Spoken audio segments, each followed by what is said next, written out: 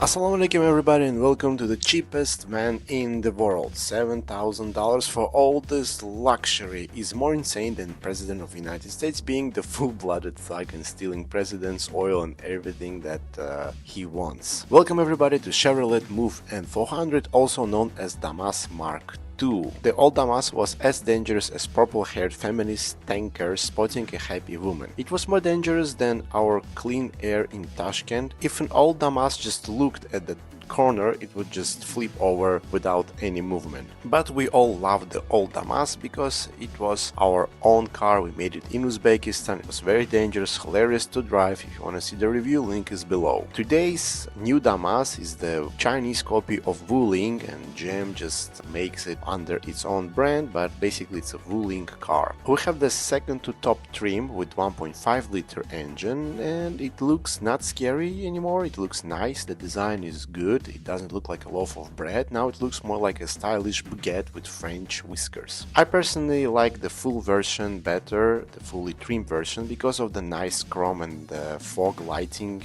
at front of the car, and it has alloy wheels, and the interior is better and looks sharper. This one is homeless trim, and it does feel a little bit homeless, but we have 1.5 liter engine. In other trims more cheaper it's 1.2 liter engine. The side profile of aerodynamics is nice, it's good. The drag efficiency of 0.32 is the same as the Honda NSX and the legendary Daewoo Espero. The old Damas had the aerodynamics of flying brick. Build quality, well, it's not bad. Brand new car, all doors open easily, you don't have to yank the handles like they owe you money. Surprisingly, the doors close better than in any cheap GM car. Everything is adjusted properly from the factory, and that's a good thing. Interior has a Spartan feel and look to it. It's very simple, it's built to last, and simply there is nothing to break inside of it. The window finally rolls down all the way for the back passengers, because in the previous Damas they would suffocate and die from the lack of oxygen, and this will not happen anymore. Here we have plenty of headroom and enough space in all 3 rows. In all the 7 seats you have enough space, and even with the 7 seats standing, the trunk still has a decent place, and if you remove all the seats you have 4,400 liters of space, and the load capacity is 750 kilograms, and I think that people in Uzbekistan everywhere in the world will put 1 ton, 2,000, 3,000 kilograms, because why not? Under the hood we have 1.5 liter 4-cylinder engine. It's Chinese engine, I have no idea where it originated, but I think it will be maybe reliable, maybe not. It makes 103 brake horsepower and 147 Newton meters of torque. The internet says that 0 to 100 will happen in 13.5 seconds, but my body tells me that it easily will do 11 seconds, because car weighs only 1,200 kilograms, and that's light. I like that the engine is inline 4, it's very smooth and has low vibrations, and the cooling system is excellent. It has features, it has massive radiator fan that cools the radiator, and also we have very big air filter. I don't like that the hose that coming from the radiator to the engine goes right through the exhaust fumes, and I think that will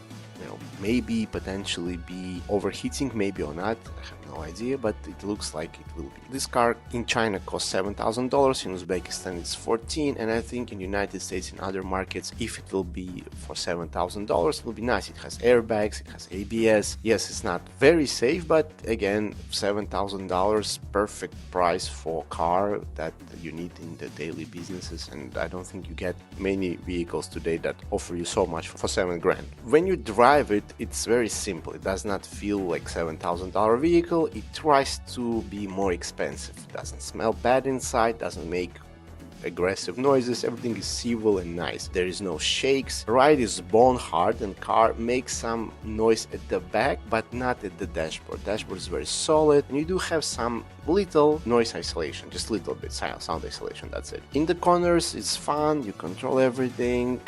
Engine is definitely tuned to more give you torque at the lower end, and not for the horsepower, not for the power, because you must spin it more to get something out of it. Nevertheless, it's a civil vehicle, it's very civil to drive, and it's a little bit boring.